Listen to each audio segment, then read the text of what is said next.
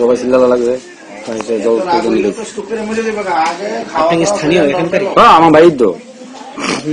আমার নাম নাম সিং। কালকে রাত্রে কি ফায়ার পাইছিল? আমরা এদিকে ছিল। আপনার কাউকে মানে কি মনে হয় খারাপ করতে পারে ঘটনাটা? এমন তো কিছু সত্য নয় যে শত্রু আছে এমন তো ঘটনা করলো। কি করে অসুস্থ বউটা চালায়? কালকে কি হয়েছে আপনার বাড়িতে? রাত্রে 10টার সময় গাড়িটা রাখছিলাম, রাখতে পরে খাওয়া দাওয়া করে ঘুমাইছি। তো হঠাৎ করে আগুন লাগে 12টায় জল টল দিয়ে নিয়ে যাইছে। কে দেখছে আগে গাড়ি? মা দেখেছিল। এই গাড়িটা কোন রুটে ছিল? বিশাল গত রাস্তা মাথা। তো আপনার কি মনে হয় কারা করতে পারে? কারা করতে পারে এটা তো বলতে পারবো না। কি কেউ আগুন লাগাইছে না এমনি? আগুন লাগাইছে, কেরোসিনের গন্ধ পুরা বাড়ি ছড়ে গেছে, আগুন লাগাইছে।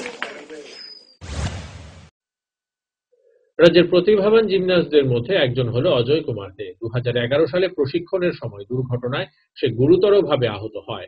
তারপর থেকে সে বিছানায় শয্যাশায়ী। খেলাধুলা তো দূরে, সে চলাফেরাও করতে পারে না। বর্তমানে তার চিকিৎসার জন্য অর্থের যোগান দিতে গিয়ে হিমশিম খাচ্ছে পরিবারের লোকজন। সামাজিক যোগাযোগ মাধ্যমে বিষয়টি প্রকাশ্যে আসার পর মঙ্গলবার ত্রিপুরা প্লেয়ার অ্যাসোসিয়েশনের পক্ষ থেকে এক প্রতিনিধি দল প্রতিভাবান জিমন্যাস্ট অসুস্থ অজয় কুমারদের বাড়িতে ছুটে যান। প্রতিনিধি দলে ছিলেন বিধায়ক আশিস কুমার সাহা সহ অন্যান্যরা। এদিন অসুস্থ অজয় কুমারদের মায়ের হাতে তুলে দেওয়া হয় 10,000 টাকা এবং তার চিকিৎসা সংক্রান্ত বিষয়ে স্বাস্থ্য দপ্তর এবং রাজ্য সরকারের সাথে কথা বলা হবে বলে জানিয়েছেন বিধায়ক আশিস কুমার সাহা। ঠিক আছে।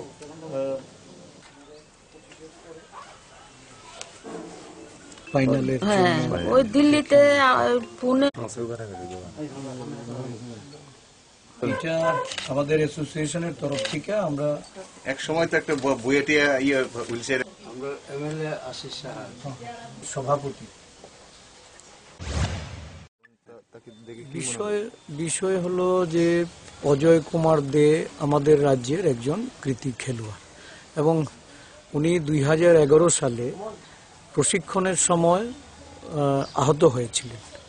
আহত হওয়ার পর মুহূর্ত থেকেই উনি ব্যাড রিটেন আছেন। দিল্লিতে ওনার চিকিৎসা হয় এবং গত কয়েকদিন আগে সোশ্যাল মিডিয়াতে বা বিভিন্ন মিডিয়াতে ওর শারীরিক অসুস্থতার খবরটা ফলাও করে প্রচার হয়। ত্রিপুরা প্লেয়ার্স অ্যাসোসিয়েশন রাজ্যের দুস্থ খেলোয়াড়দের বিভিন্ন সুবিধা অসুবিধা দাবি দাওয়া এগুলি নিয়ে দীর্ঘ সময় থেকে কাজ করে আছে।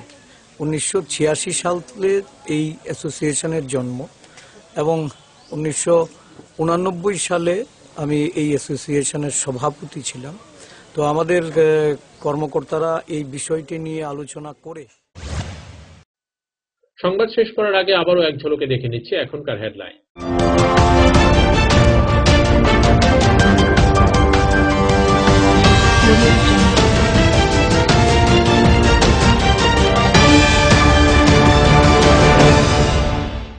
হেডলাইনস নিবেদন করছেন সিস্টার গুঁড়া মশলা, গুণমানে প্রতি ঘরে ঘরে।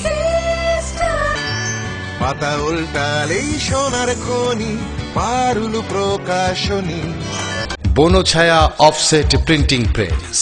রাধাকৃষ্ণ জুয়েলারি এখন আপনার শহর ধর্মনগরে। এভারলাস্ট অ্যালুমিনিয়াম ঢেউটিন, মুনাফা যদি চান এভারলাস্ট লাগান।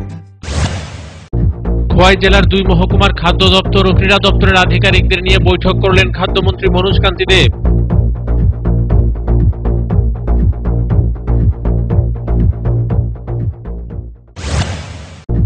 ধলাই জেলা সমাজ কল্যাণ ও সমাজ শিক্ষা দপ্তরের উদ্যোগে বেটি বাঁচাও বেটি পড়াও অভিযানের অঙ্গ হিসেবে মোবাইল ভ্যানের উদ্বোধন করলেন বিধায়ক পরিমল দেববর্মা।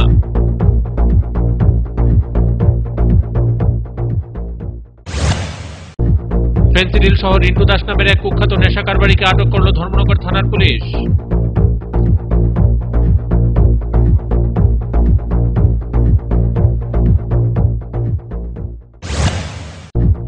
রাজন্য আমলের রীতিনীতি মেনে গন্ডাছড়াতে অনুষ্ঠিত হলো দুদিনের ট্রিং উৎসব।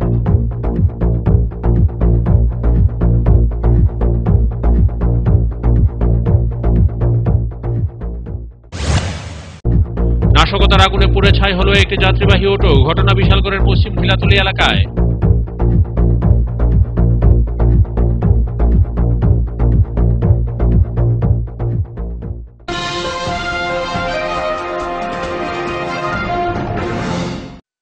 এখনকার মতো সংবাদ এই পর্যন্তই। আমাদের অন্যান্য সংবাদ এবং অনুষ্ঠান দেখার জন্য চোখ রাখুন ফোকাস ত্রিপুরার পর্দায়। নমস্কার।